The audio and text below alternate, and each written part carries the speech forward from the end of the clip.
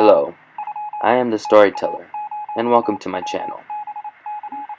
I plan to make my own original short stories and narrate them. I'll also be planning to eventually self-publish different short stories on other self-publishing platforms. I hope you'll enjoy my story.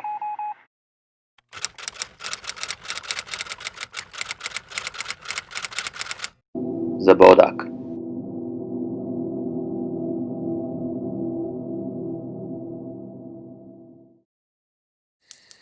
Gathered around a campfire deep in the woods, I stared at the pale faces of my children, who stared at me intently, with wide eyes to hear me tell a story. The sun was down as darkness engulfed the entire forest save our campfire, keeping the night at bay, casting long, twisting shadows in all directions. The moon was waning into a bright crescent, peeking from behind the black curtain of the night sky. The fire hissed and crackled as we cooked our hot dogs over the flame at the end of our skews, as we all reclined in our fold-up chairs. The breeze, so slight, bearing whispers of old stories and dark secrets. The mood is all set. It is about the time of year, when the veil between worlds is at its thinnest, I said. It is the time of Samhain, now known here in the U.S. as Halloween. There is a tale that has been passed down in our family for generations, about the creature called the Bodach, or also known as the boogeyman.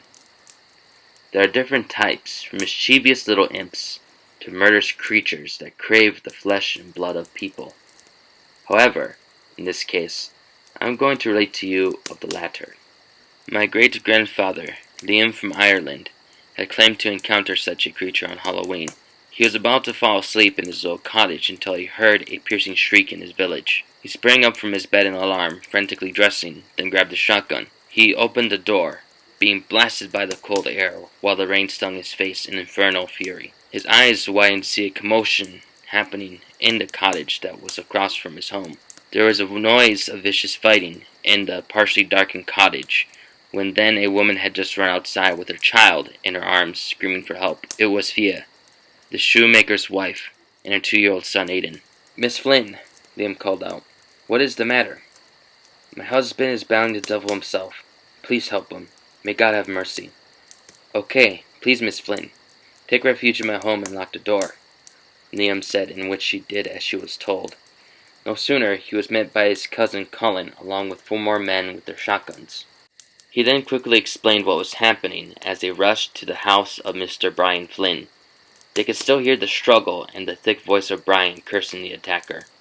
They entered the home, following the noise coming from upstairs. They burst into the bedroom, only to find poor Brian overcome. The air was bursting in from the window that was broken. They figured the assailant had jumped out the window.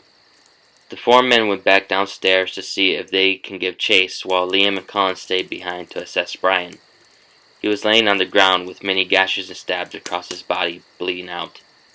His body was trembling, clinging on to every bit of life he had left. "Liam, is that you?" he said weakly.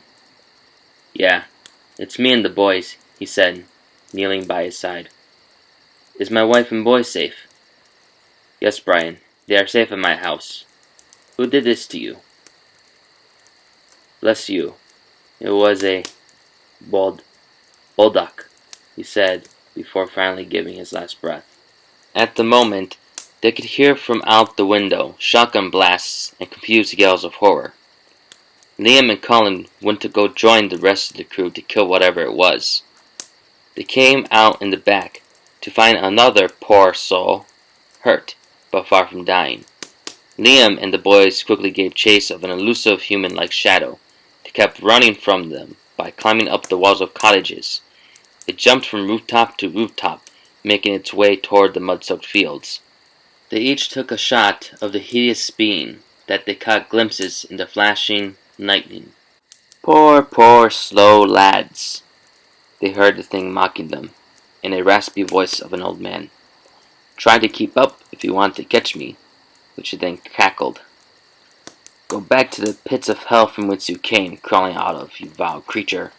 yelled Liam, in which the Bodach just laughed some more, replying, "If that be the case, I'll be sure to take some of you with me." Then the Bodach leapt down from the last roof, bounded over the stone fence, and began running his way into the field. Then Liam and Colin bounded over the fence and took aim. Bang! Bang! Both of their shots resounded. Then, in the flash of lightning, they saw the Bodach collapse into the ground. They then rushed after it, along with the other men. They found it floundering around in the cold mud, finding that one shot landed on the Bodach's right leg and the other on his left shoulder. It wasn't the end, though. It suddenly got up and attacked the nearest man with his dagger, resulting in the poor man's death. Recovering from the surprise attack, Liam shot the beast in the gut, sending it flying backward. Finally subdued, they beheld the hideous form of the creature, with skin as black as charcoal, his eyes, albeit a fading blood red. On his head his horns were like a stag, his hair long and white on his head, including his long beard that was now stained with blood that reached down to his waist. Then finally, long fangs as white as ivory protruded slightly from his mouth, while he wore a simple pair of slacks held by a belt. "Strike me down, boy," the Bodach cursed Liam, "or my kin will seek vengeance on yours until they are all wiped out. No matter how far you run or where you hide, your family, mine, will follow." "My family will not be so easily bested by your horrid line, you devil," Liam said as he then leveled his shotgun to the Bodach's head and pulled the trigger. It was over. It is told that they burned the body after that. Liam and Colin eventually sold their homes and left for America, hoping that the Bodachs would give up their chase if they hid long enough. I then paused for dramatic effect after finishing the tale. I then looked at their faces, which they showed interest and a bit of fear. "Never worry, my children. All it is just a story," I said. "In all my life I have never seen one." Then at the edge of the small clearing, did I see several pairs of red eyes glaring.